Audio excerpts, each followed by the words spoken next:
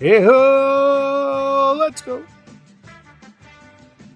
Welcome back to the show on this Wednesday evening. We continue the drive to the 2025 Major League Baseball season with our boom and bust candidates from the American and National Western divisions tonight. But as we always do before we get into that, we begin by asking you the question, where else would you rather be than right here,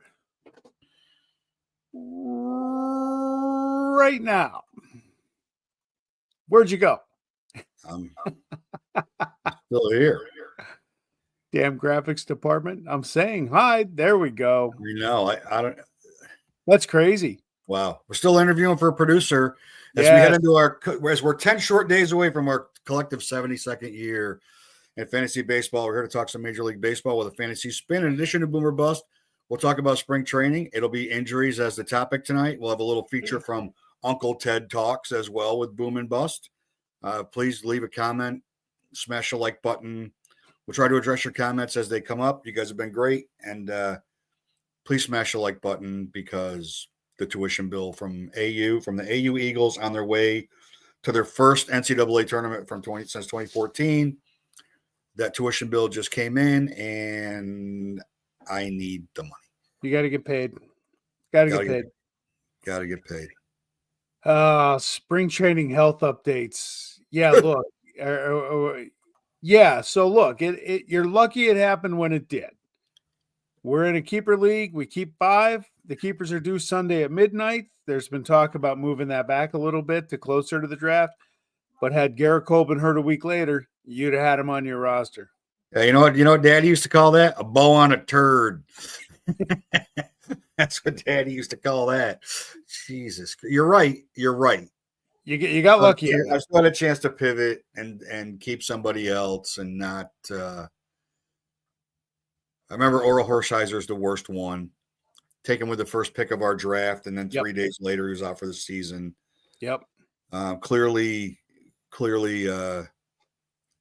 not good. Not a good situation from a fantasy standpoint because it definitely changes the landscape of Yankee pitching for sure, including Devin Williams. It definitely changes the outlook on Devin Williams because you lose the top of the rotation guy. It definitely makes a difference. But we pivot, we move on.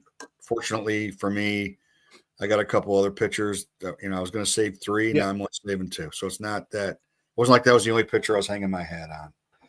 Yeah. But it's a devastating injury for him at 36 years old.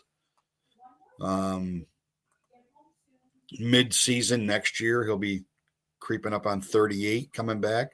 Though Jason Verlander looks pretty damn good right now. Yeah. Coming back from the same thing. It definitely tightens up the AL East for sure. It puts more pressure on Yankee hitters for sure. So it's time to take a harder look at Yankee hitters from a fantasy standpoint. But the one that has me the most worried, I'm not saving him, but Bobby Witt got hit on the hand today, and that's a tough one. Yeah. Yeah, we'll check, see if we get some updates here as we go. But the pitching is scary because guys with this max velocity philosophy, that's just killing people's arms and elbows. How do you head into the draft? Grayson Rodriguez is on the DL. George Kirby's going to miss time. It seems like it's coming.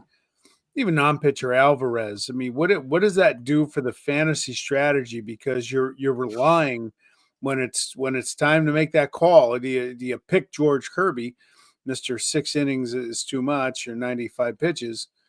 Still good though, but you're relying on medical reports on the internet before you make that call. Yeah. That's what it is. Twitter doctors.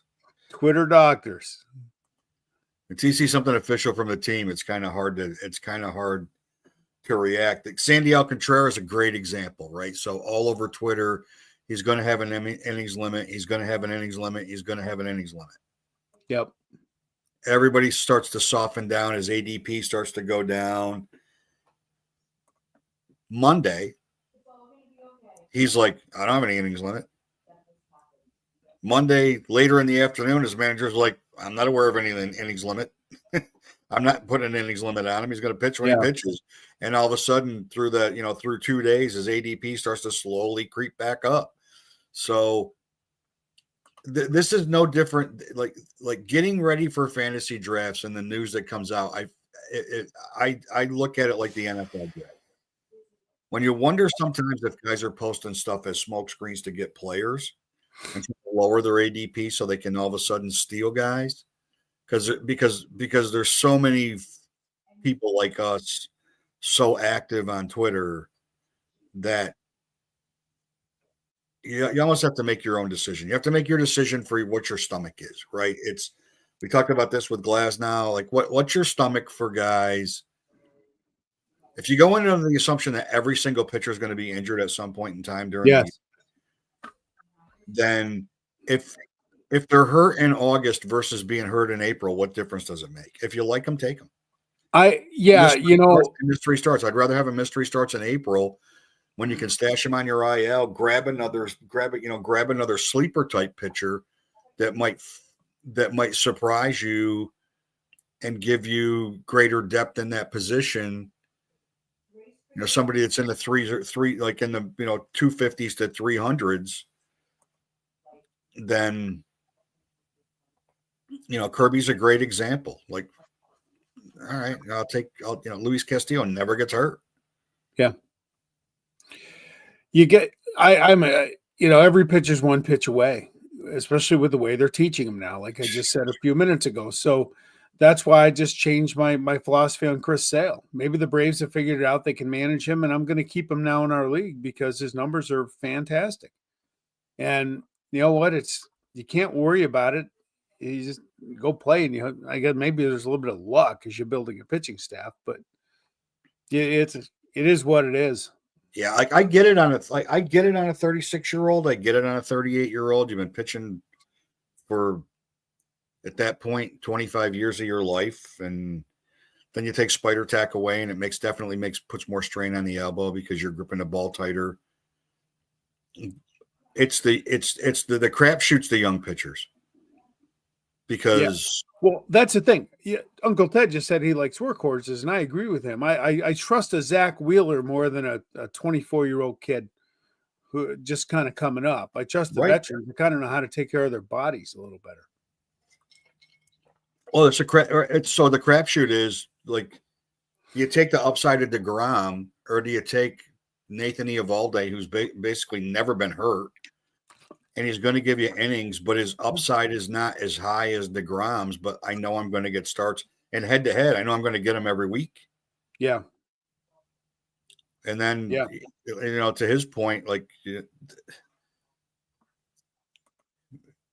between service time manipulation and injury, May, June, July, a bunch of young guys come up, and you're like, wow, this guy's dynamite. Battlefield Bob joining us. Like this guy's dynamite. But man, it's like we are in injury season in spring training. There is no doubt about that. I mean, there are a lot of guys with injuries that are going to jeopardize them starting the beginning of the season. Yeah, for sure. I don't know. I'm just going to draft. I'm just going to draft the best player. You're just going to do the same terrible first 4-round draft as you've always done, and probably we'll mock you. Probably. I have a draft tomorrow night. Yep. I have an NL only draft tomorrow night. And I pick 4th. And Soto, Lindor, and I can't remember who the other really good player are available. And at 4, I'm going to, like, ranked on Yahoo, Austin Riley is the 4th best player. Really? Yeah, of who's available. I like Austin Riley.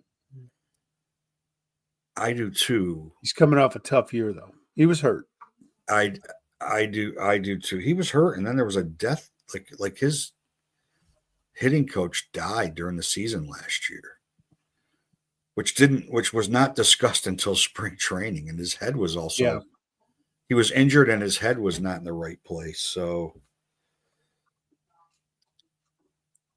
yeah, the NL only rounds 10 through 16, man. It's a total crapshoot. I can tell you unequivocally, without any question, Jack Sawinski will not be on my baseball team. Yeah. I have fallen for that 2 years in a row. Yep. I will not be drafting Jack Sawinski. I don't care how good of a spring he's had. I don't care. I just don't care. All right. Hey, you ready to go to the boom and bust? We're going to start with the look at that nice A's logo. Why couldn't you get the new era caps for this division? Oh my God. Logos? You know, I'm glad you brought that up. The Tetas and the ash, the anals and ass, the assholes. Yeah, like nice job. Nice job. So somebody, and it should be an entire department of people at New Era, need to be fired for those. Yes. Guys. Yes. Like, what are you doing? Like, Eddie posted a bunch. Eddie posted auctions. I don't know what website some of those Tetas hats are going for, like $1,000 because they pulled them. Yeah, they pulled. Well, my response to that is, let's be honest. We've all paid more than $1,000 for the Tatas, man. All of us. So come on. That's crazy talk. It is crazy. It is crazy talk. Start with boom. Go with boom. Yeah, go with boom. All right, we'll go with boom. Well, there you are. I mean, when you email me these, you're like, if I have any of yours, let me know. And I'm like,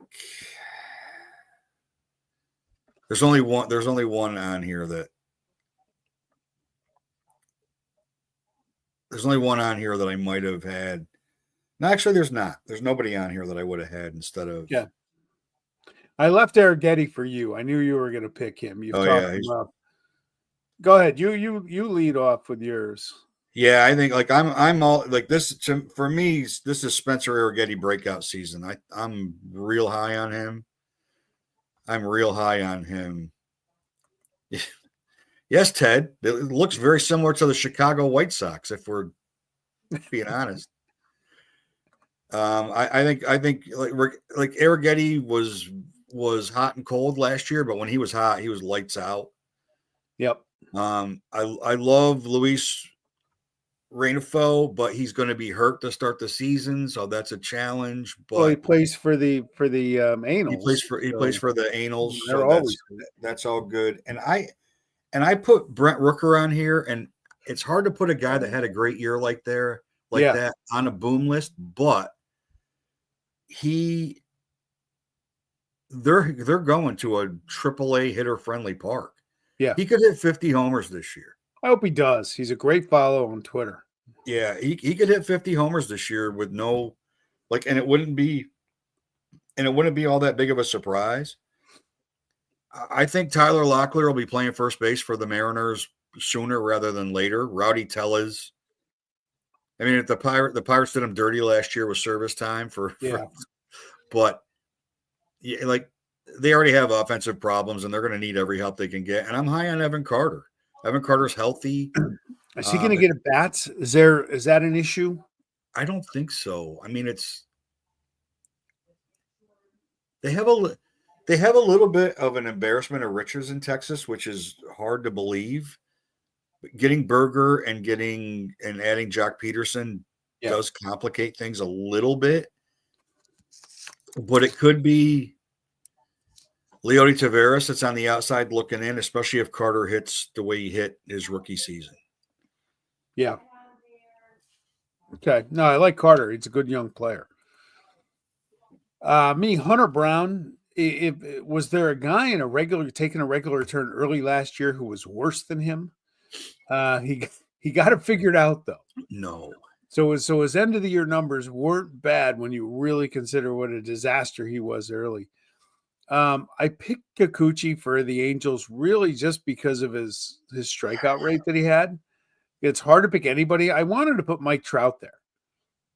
I almost put Mike I Trout. wanted to put Mike Trout there. Just I feel bad for the guy. Just stay healthy. Let's get one. Let's see what you can do for over a full year, because it's been quite a while.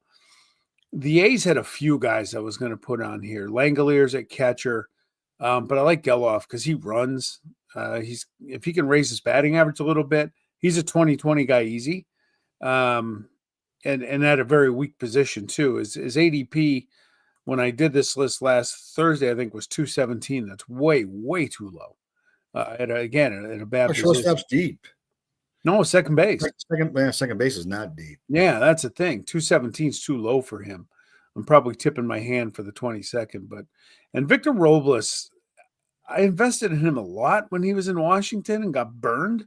Yeah. But maybe the light switch went on in Seattle and they're going to give him every chance. You said they have no offense. No. But he's a guy that can set the table for them. And Josh Young, I loved him as a rookie. He was on my team. He had a great year. Last year, he just had some injury issues and it slowed him down. But I think Texas is the class of that division, and Young's going to be a big part of that. Yeah, I agree with that. Yeah. Yeah, Young was a lost year for him last year, for sure. His ADP was high going into the season, but then the injury, like the wrist injury, really set him back. And then he had a setback during rehab, and he never was really comfortable. And then they were out of it, and he got some at bats, and they're like, what's the point of playing him? Let's just make sure he's healthy for 25, and sure, and off we go. Bust. So you were going to put Trout on the boom list. Yes.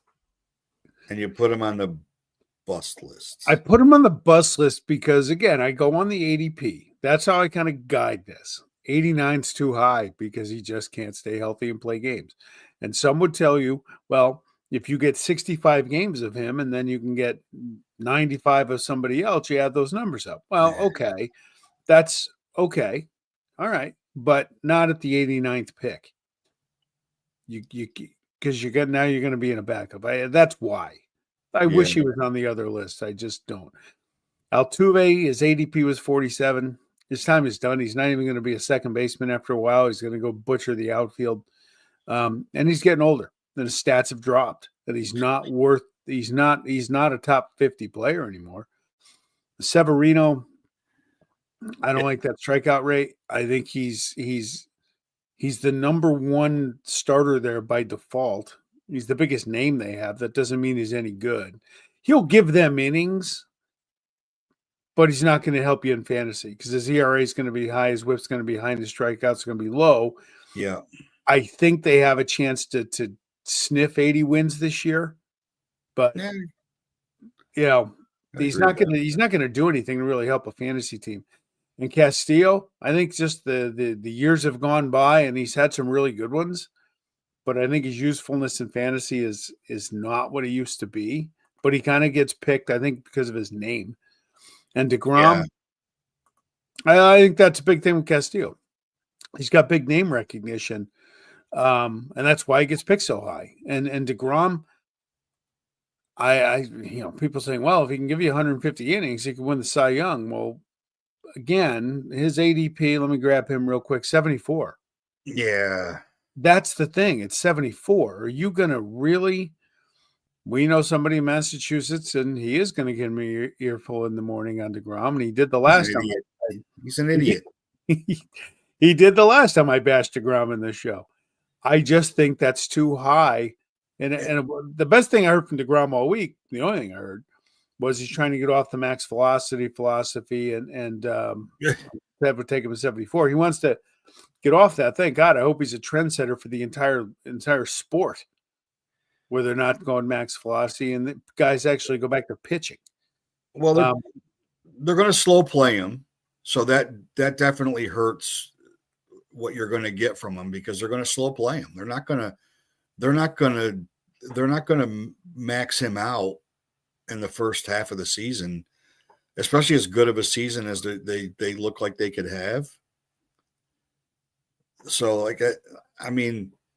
Jacob DeGrom, Mets pre-injury at 74, he would have been at 8. Oh, yeah, he's a top 10 pick. And Uncle Ted, I do agree with this. I think the Rangers do have a shot to go to the World Series.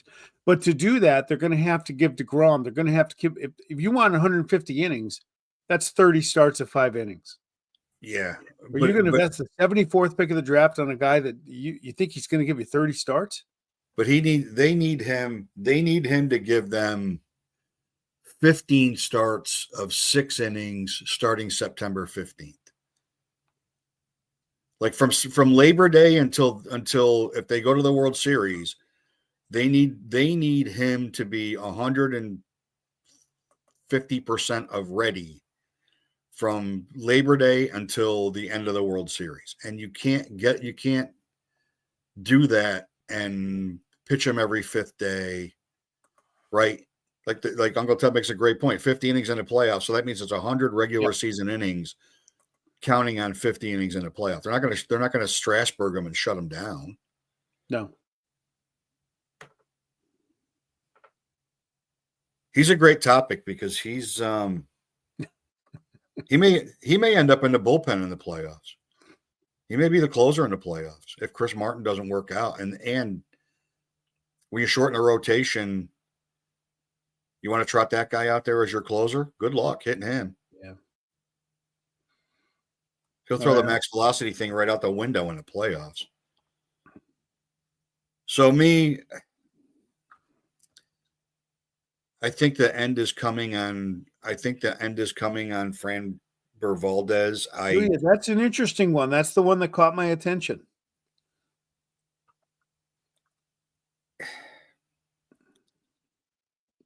They've got Brown. They've got Arrighetti. They're getting McCullers. McCullers is coming back.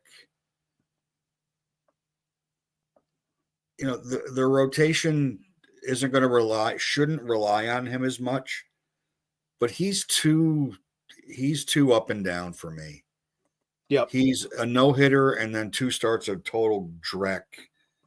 And he should have never cut his hair.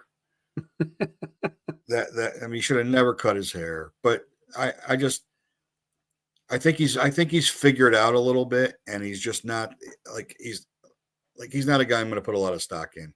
Reed Detmers, I don't care what his velocity is. I don't care. I don't care if he came out of the bullpen and threw 4 innings and he looked great. I don't care. I don't care. I hope I'm wrong. I like Reed Detmers. He's on the Angels. I'm not going to be wrong. Yeah. I'm not touching him with a 10-foot pole. JJ Bleday is getting way too much hype. And I'm not even sure he's going to keep his job. Mm. I mean, right now he is, but if they have to move Rooker to the outfield and the way Andujar's hitting, he may be platooning. Andujar would be the DH there, though. Well, yeah, because he can't catch cold. Yeah.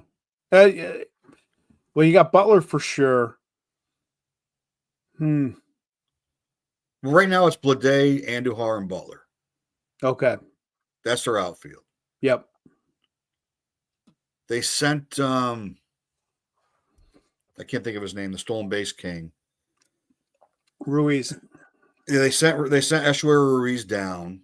Yeah, he pissed somebody off in that organization. They just bury him. You think they're just burying him? You'd think playing in something at the team. He said something embarrassing at the team dinner, and they're like, "Fuck this guy." No, the conspiracy theorists will tell you he wore a Forever Oakland wristband last year in a game and waved at the TV camera, and that honked off a few of the softies that run that show. Yeah. What else is he supposed to do? And then Randy Arozarena, we talked about him before. He was awful in Tampa, and he was better in Seattle, but his name is carrying his ADP. It is. I had him. I traded for him. Everybody's hoping for him to be 2021 Randy Arozarena, and he's not that.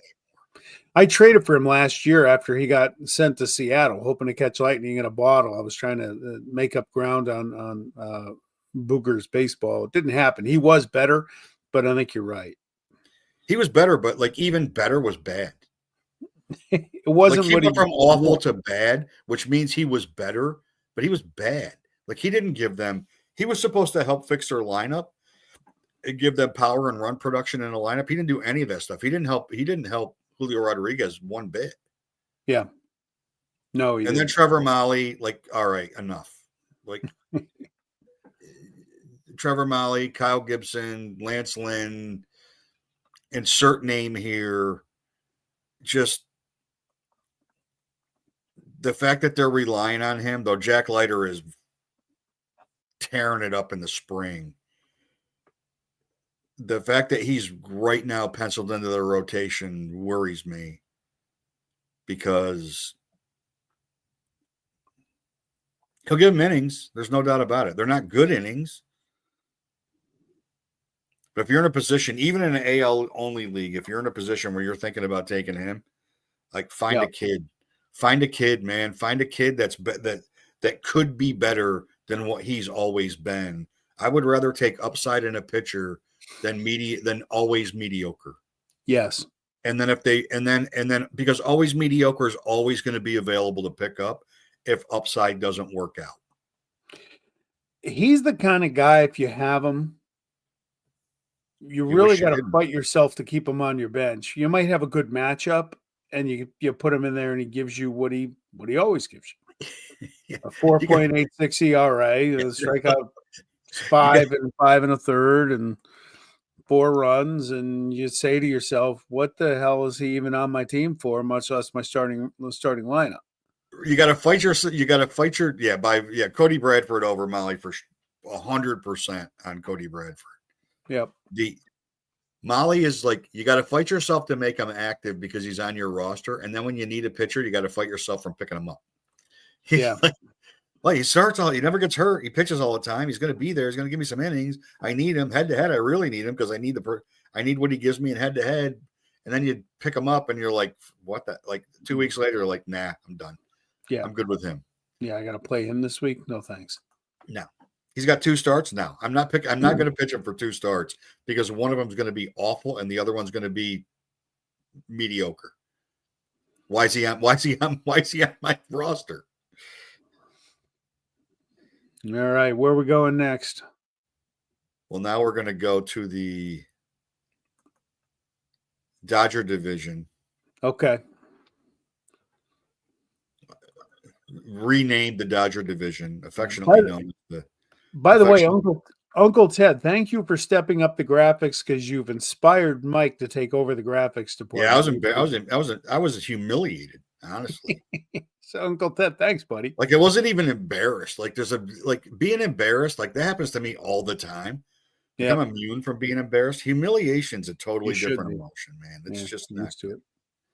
It's just not good. Boom in the West. Boom in the West. You're up.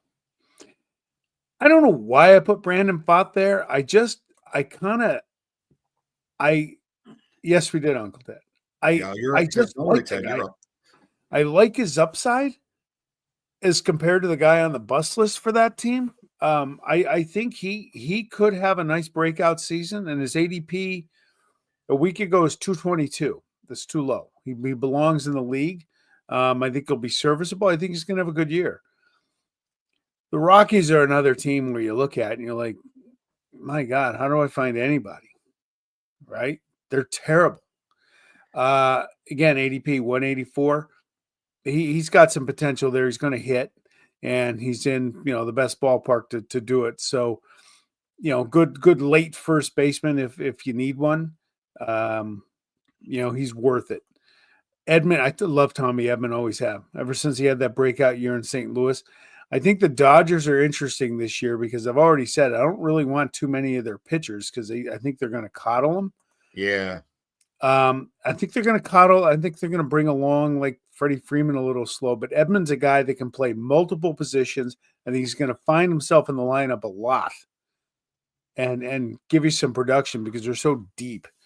San Diego, Michael King, love him. I couldn't believe they were going to trade him. I know he's got free agency coming up, but I love King in San Diego. It's a great park to be in. he had a great breakout year last year. And Ramos for the Giants, I think he's sneaky good. If you look at the numbers, they don't jump off the page at you for what he did last year. He was more serviceable, but I think that's step one for him. So I like Ramos in San Francisco outfield. I think the Giants have a lot of guys in their offense that are sneaky. That could be sneaky picks. Yeah, they're not. The days of Bonds and Jeff King where you got to have these guys on your team, but Will Clark, those guys, but they've got they've got a lineup of guys that can be productive from a major league standpoint, and there are a number of options on the Giants. For me, I know that JJ Puck's having a great spring, but I think Justin Martinez is going to end up being the closer on a really good Arizona team. I'll pick them to finish second in the division. Yep. The Dodgers. I love Chase Dollander, man. He's not going to probably make the rotation coming out of the spring because he's been very up and down. But he's got electric stuff, and his fastball is so good that he can take the Coors effect out of Coors. So he's a name to definitely watch. I think Alex Freeland's going to be starting at shortstop sooner than later in Los Angeles. Yeah. I mean, Miguel Rojas is their shortstop right now. I think Freeland will have that job. He won't have it out of spring because the Dodgers have so much depth. They don't need to rush him. But I think he's going to be the shortstop. They're a better team if Mookie's in the outfield. There's no doubt about it.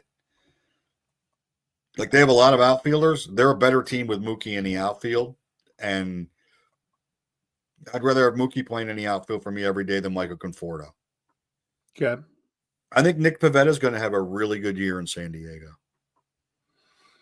And he may be it. I mean, if they trade Cease and King before, in the next 3 weeks, he may be the ace in San Diego.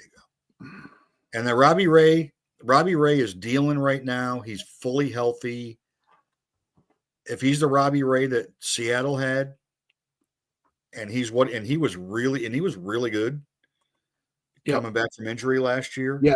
Robbie Ray and Logan Webb at the top of that rotation. Their rotation's pretty good.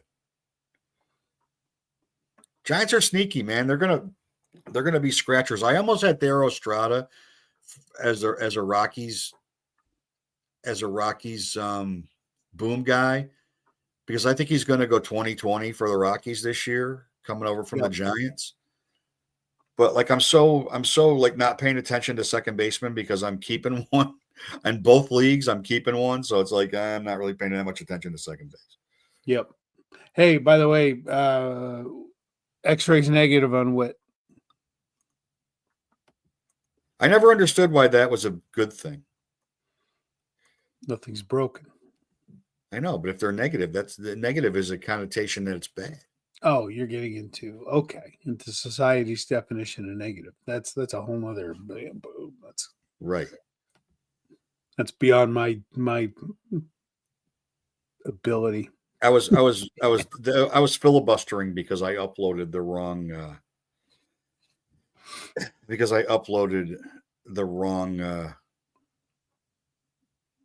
slide, and it's taking much longer as we you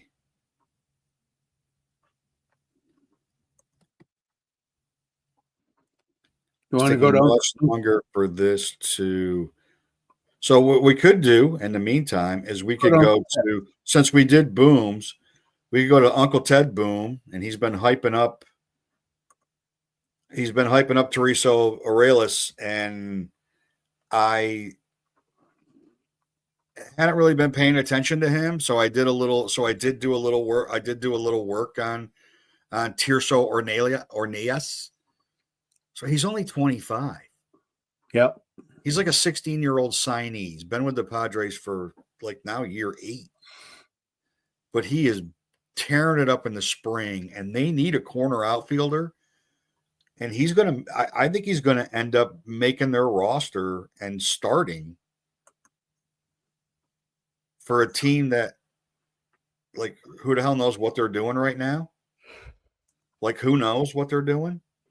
But him and Tatis and Merrill in the outfield is a pretty good outfield. Yes, right? They got a hole with Profar, also another spring training injury. Yep. But his X-rays came back negative. He's getting an MRI, and then former Philly, going back to the days of Harry Callis, Mickey Moniak is still. Mickey Moniak has been productive when he's played for the Angels, and they keep getting injuries, and Mickey Moniak's going to keep playing. And as you notice, both of these players, shockingly, if you've been following along at home as we've continued to drag Uncle Ted into this podcast, and now we have Uncle Ted Talks with his boom and bust, they're both left-handed. Yes. So Uncle Ted, much like the big man from Massachusetts who has an affinity for young players, Uncle Ted does not like right-hand hitters one bit, and he's going to shock the again, much like last week, he's going to shock the world when we do the busts. You want to go to his bust, or you got it? No, let's do ours first. Do ours, all right. Corbin Burns, what is wrong with you? I'm just off the Burns hype. He's ADP of 33. Are you kidding me? The strikeout rate is less than 1 an inning. His ERA is going up in Arizona, and so is his WHIP. He'll win some games. He'll give you some innings, and that's always a value.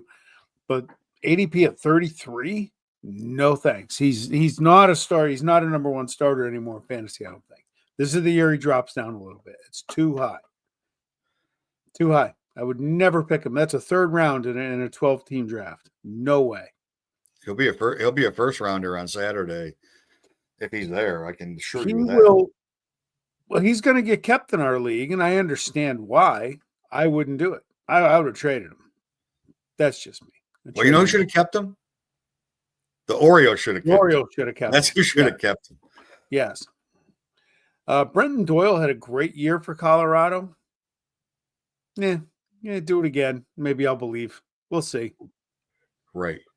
Yeah, we'll see. Freddie Freeman, ADP. I've just been teeing off on him all winter. ADP at 27. Are you serious?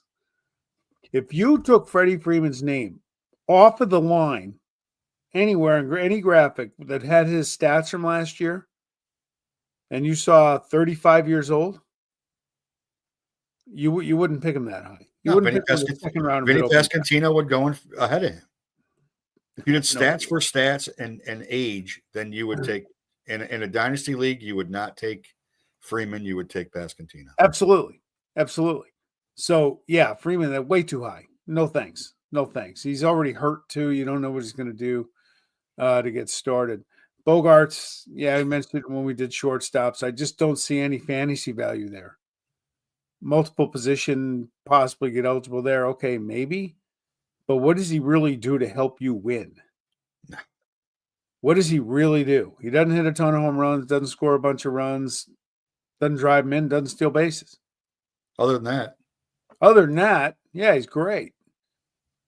Willy Adames, I think Willy Adames going to San Francisco, he'll put up numbers. I don't think he'll put up the power numbers that he did. Yeah, I don't see it in San Francisco. I think there's a regression there waiting to happen for him. Willy Adames is interesting because Willy Adames is before last year. Willy Adames was an afterthought shortstop, but you needed him on your team. He produced enough. His batting average was always really low. He produced enough that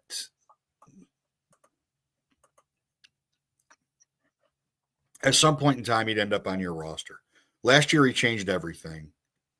Good time to have a great year. Great time to have a great year, right? Going into free agency, and he got rewarded for it. I don't even know how long he's going to be playing shortstop there. He's still young. He's not. I mean, he's been in the league for a million years. He came up when he was 19. He's been in the majors for a long time. But they may flip him and Fitzgerald at some point. You know, for me, I know Uncle Ted loves Jake McCarthy, but you know what? Like, how about some consistent production? If he can stay in the lineup, he doesn't have in a platoon with Alex Thomas, then he's a must-have guy because he's going to steal 45 or 50 bases. But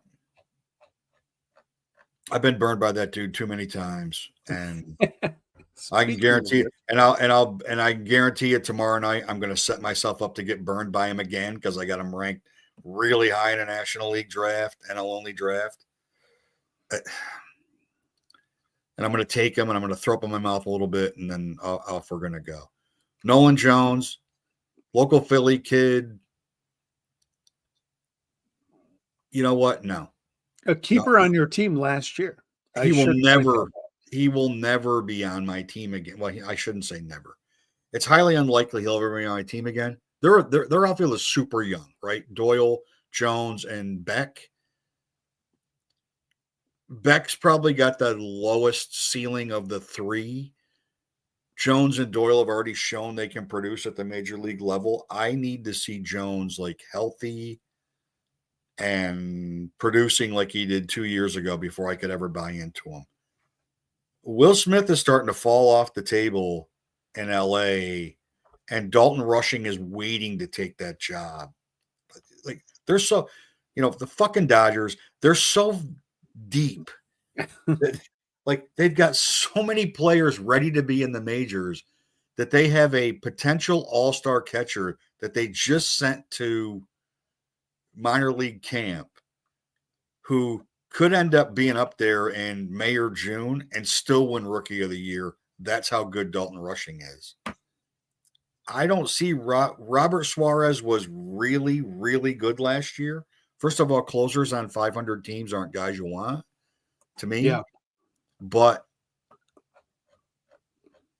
like, he could lose that job. He could lose that job easily with some bad outings, and it could happen. Like, he could fall off the cliff like closers do in a minute. Yep. And then Kyle Harrison, I'm sorry. I was high on Kyle Harrison when he came up, but I'm not even sure he's going to end up in the rotation by June 1st. Yeah, he hasn't gotten better, right, since he came up. No, in fact, he hasn't come close to the hype. When he came up, he was really good. Like, Caden Wynn's a better prospect than him right now. So, yeah, I'm not high on Kyle Harrison even a little bit. And I say that he'll end up on my friggin' roster at some point this year. So now we go to Uncle Ted Talks. Whoa. We agree with Randy. I know. We agree with Randy Arozarena, but then Uncle Ted again hitting everybody between the eyes. Last week was Bobby Witt Jr. This week is Mookie. And you'll notice they're both right-hand hitters. Yes. So I think what's Mookie's like 5 in ADP, 6 in ADP. He's pretty high. Okay. I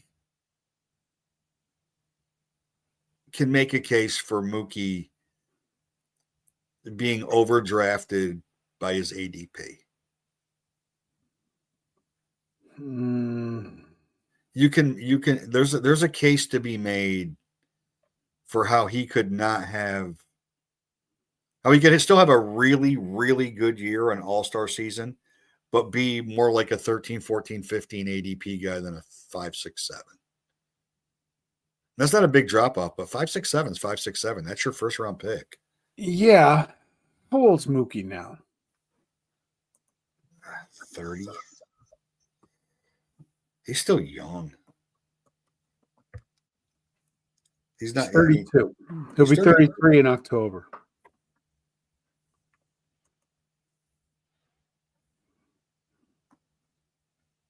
That's really interesting to have him there. Uncle Ted's not nothing. He's controversial. Oh, well, you don't mess around. But he's consistent. Absolutely. If you're a right-hand hitter, you're in Uncle Ted's crosshairs. No. There's no place for you in Uncle Ted's world. No. There No. just isn't. No, there's not. All right. No particular order. Who do you got? Texas, Seattle, they'll hit enough. The pitching will be not as good as last year, but better. Oakland, Houston, and the California, don't call us Anaheim, whatever, Angels. Oakland surprises, gets third. I would probably flip-flop Houston and Sacra Oak Vegas. The nomads, and with the A's being capitalized in that. But if the A's won 80 games and Houston won 78, I wouldn't be shocked. Yeah. I think the A's are going to be close to 500 this year. Yeah, I think they're going to push it. I really do. They pitch enough. That's a big if, but They pitch enough. Yeah. I mean, that's a huge if. All right. Again, these are in no particular order. You go first. I mean, you got to take the Dodgers to win the division. Sure. I mean, I'm going Diamondbacks, Giants, Padres, Rockies. Yeah, I want to put San Diego ahead of San Francisco. I agree with the first two, but I don't think the Padres have a direction. Look, when you have ownership issues, it becomes a mess, and it takes away your organizational philosophy. But they do have a great GM. They do have a great GM. And many times it looks like he doesn't have any plan at all, and he does. But I just don't think they're going to pitch enough. I don't think that their rotation that they have right now is going to be their rotation coming off the trade deadline. And they traded so many prospects that they don't have a ton of guys to fill in. I think they're going to wish they would have re-signed Higashioka. I just I'm not a big Jake Cronenworth guy, and he's going to be playing second base. And Machado, as good as he is, he's getting older, and you never know what's going to happen with Tatis. Yeah. And there's a possibility of regression with Merrill, even though he looks like he's going to be the real deal for sure. I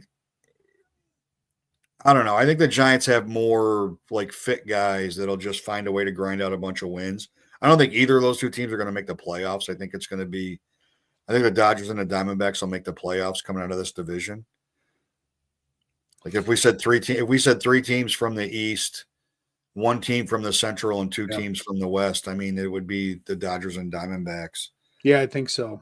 I mean, I'm clearly rooting for everything bad that could possibly happen in Dodgerland to happen, and they have a full implosion just because it would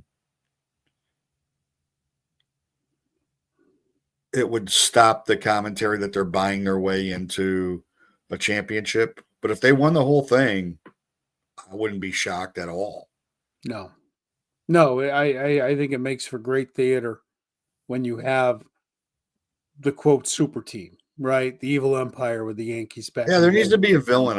There needs to be a villain, right? It's better because then it keeps every single fan base has somebody to root against. And if they're the type A villain right now, every time somebody plays them, their fan base is going to be more engaged because they're going to be rooting for them to lose. They probably have the most high value fantasy players of any one roster in Major League Baseball. Yamamoto threw 75 pitches getting ready for next week 2 days ago. He's ready to go for opening day. Sasaki looks great. He looks great, but you got to take spring training with a little bit of a grain of salt. So they'll see him go through the league a second time and see if he gets caught up with. He may get off to a phenomenal start. He'll probably be the front runner for Rookie of the Year going into the All-Star break, and then who knows what happens. Because Merrill was not the front runner last year, and he had a ridiculous second half. Yeah, I'll put L.A., Arizona, Giants third, Padres fourth. Guys, like I said, if you have ownership issues, you don't know if you're coming or going, so it's hard to navigate that, and they could sell off. So I feel bad for the Rockies players because the expectation from ownership is 500 as their upside, and if that's the expectation from an ownership standpoint, they have a lot of young bats, a lot of young fantasy impact bats, right? They've got 3 outfielders that we just talked about. They've got Toglia, who you talked about. They've got Ezekiel Tovar, Ryan McMahon in an NL only league. He's a must get, but he's not going to hurt you. It's just they got to pitch, and they got to play in that ballpark, and they can put 10 humidors in there. I think as much of it's emotional as it is, mental and emotional as it is actual at this point, because the ball's not flying out of there like it did. Yeah. When they were trying to discredit Larry Walker and Todd Helton from getting in the Hall of Fame. Yeah, it's different now. But all right. Next week. Next week we will do our roundup of our drafts. No, our draft's in 10 days. Oh, next week is the award show. So as we have started to pull multiple leagues,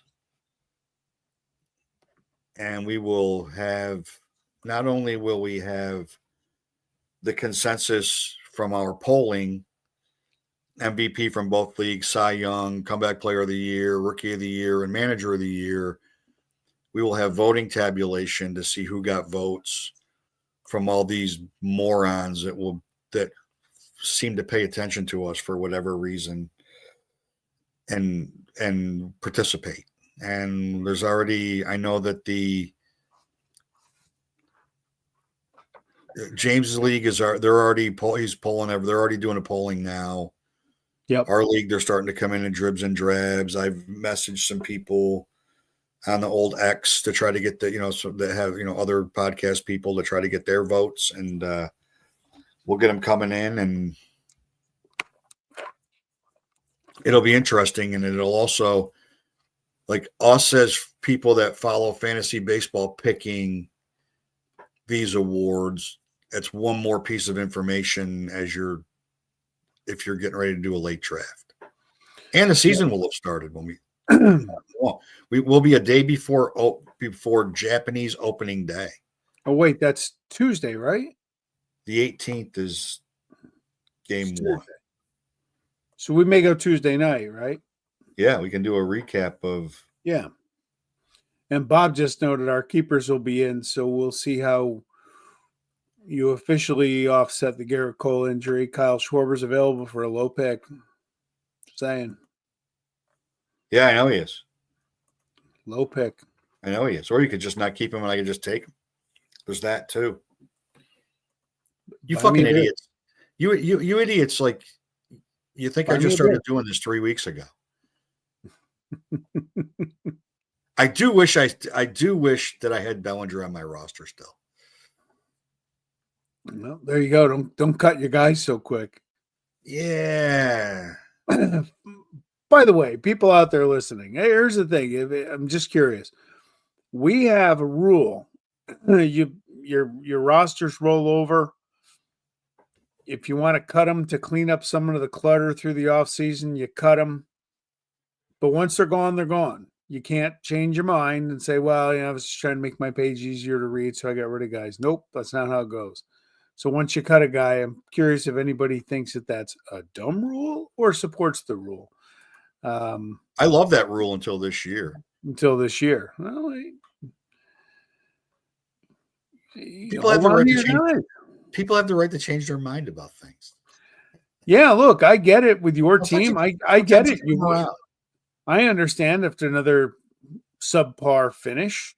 I understand that why you would want to erase all that memory and just gut the roster. I would do the same if I were you. Sure, Bob. How about O'Neal, Cruz, and Harper for Soto? I like that trade better. Yeah, he can't give Machado away. He's the same with me and Altuve. I couldn't give him away. I asked for a pine tar rag in return and couldn't even get that. How about Harper in your first round pick for Soto in my 12th? I don't have a 12th, my 11th. He doesn't have a first round pick. Your second. I got 5 picks in the first 20. Yeah, you guys work on that. I'd screw that up. There's no doubt about that. Work on that deal, Bob. Stay with it. That trade offer right there makes me want to back punch Bob when I see him in 2 weeks. By the way, we will say that Bob, who is commenting, when the Gerrit Cole injury came out, Bob's text to Mike in our group text was, maybe Cole can, I think it was practice covering first base during his rehab, which is about as savage a response as I've seen in a while. Yeah, and my immediate reply was left-handed, he'd still be the ace of the Mets staff. So I'm still laughing about it. Unsolicited haymaker. Oh, yeah. Oh, that was so funny. I've been laughing about it all week.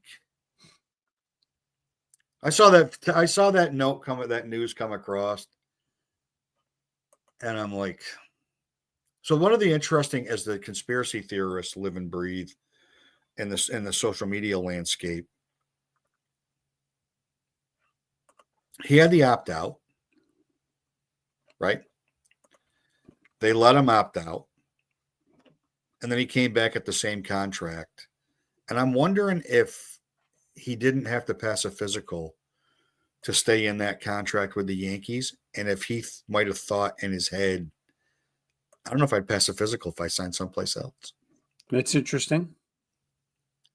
He looked good. His first 2 starts, he looked great. His velocity was good. His velocity was up from last year. Maybe he should have had this surgery last year. Maybe. It wouldn't be shocking at all if the fucking Yankee medical staff misdiagnosed this, because they are like, what are we doing here? This is going on 20 years of bad medical situations with that team. Jobs. Seriously. Well, good news, bad news is they only got $70 million tied up in 2 guys that can't play. And they announced that they somehow can't juggle the rotation in spring trading to give Max Fried the ball on opening day. Why wouldn't Max Fried be breaking down the door to take the ball on that? Because there's a bunch of Doge cast-offs with propellers on hats sitting in a room, and they've scheduled everything to the last minute. That the nerds taking over baseball again? So opening day will be, Will Warren. Look, you sign Fried to a big contract. You sign Rodon to a big contract to be top of the line starters. They need to step up. Yep. I'm honestly not as worried about them. I mean, I am concerned about them losing Cole. I'm concerned about it from a fantasy perspective more than anything for me personally. I'm not as concerned about that as the fact that they still don't have third base figured out. Yep. And that Trent Grisham's sitting in the bullpen smoking cigarettes, and he's on that roster. Like, how about any trade with San Diego? You got to take that guy back. How about that? And you have to take back Trent Grisham. Oh, no. There you go. Yeah. But I had Dylan Cease, but no. Oh, and Lucas Giolito's hurt. Speaking of Dylan Cease. Is he? Yeah. That's a shocker. He had a hamstring injury in his first start since his elbow injury. Jesus Christ. Look, some guys just I shouldn't have said that, but I did, but too late. Yeah, some guys just get hurt more than others. Like Jacob deGrom. But to your point, it's better for it to happen now. Yes. Than walking out of a draft when you've pushed all your chips in the middle to start the season and then one big gut-wrenching injury derails everything that you built for during the draft. Yep. Like that, that's it. Those are killers. Those are killers. So there's a clause. Our keepers had to be in for my draft tomorrow night a week ago, and there's a clause in that league if somebody gets a season-ending injury between when the keepers are announced and the draft, you get to replace them with somebody from your roster from last year. Okay. But what's define injury? Season ending, did you say? Season injury ending. Okay. Like in this case, where Cole's going to be out for the season, like I was smart enough in that league to draft Sandy Alcantara and stash him on my injured list for the entire season. And there's only 2 injury spots for that league. 2. So you got to be damn judicious about those injury spots. And I drafted him and stashed him. I drafted him and Robbie Ray last year and put them both on my injured list. Yep. And Robbie Ray finally came back, and it hurt me during the season because I was juggling. I was letting injured guys go.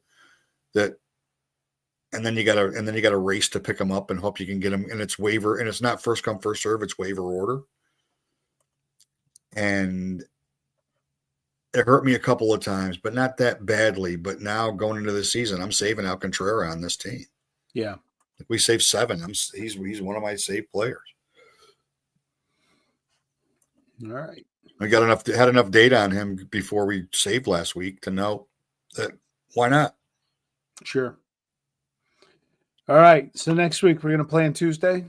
Yep. Okay. Tuesday. Our Tuesday. awards prediction show for the 2025 fantasy baseball season.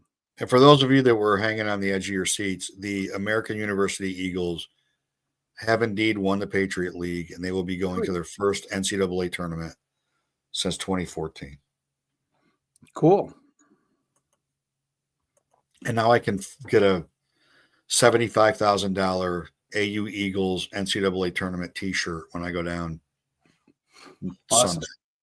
Awesome. When I bring Mags back to school on Sunday, I can grab a NCAA tournament T-shirt for $40, which is like $75,040. So hopefully you get it not too far from DC. Maybe she can go. Yeah, they won't be in the East. They'll ship that. They'll ship them. They'll be in a West region 14 seed. Oh, maybe you end up in Dayton too. You get a chance to win one of the first the playing game. Yeah, if they're at Rutherford, I'll go. Sweet. If they're in Newark at the Prudential Center, I'll go. Just because why not? Yeah, right. Yeah, my company has a suite there, so I could just say like, "Hey, my daughter goes to AU. Give me a seat in the suite." Good deal. Well, congrats to the American Eagles. Yeah, I know. How about that? Cool. They'll probably protest there'll probably be a protest on campus when everybody gets back from spring break because the NCAA is an establishment and because of the way they treat players, they'll decide to protest and raise awareness. Good times. It'd be on brand for sure. All righty. All right. Thanks everybody for tuning in. Thanks, Bob. Thanks, Ted. Thanks, Uncle Ted. And smash the like button because I just gave you the ticket number on AU, and come on. Gotta have it. We gotta monetize this sucker. Got NCAA shirts to buy. We asked Ball 9 for a raise, and they rejected it. No, yes, they did. He was too busy hanging with Josh Peterson today in the spring training game. They actually talked about following in line with the government, making some cuts, and then we were like, "You guys are educational. Don't you fall into the Department of Education layoffs?" Like, no, we don't. All right, enough politics. Out. We're out.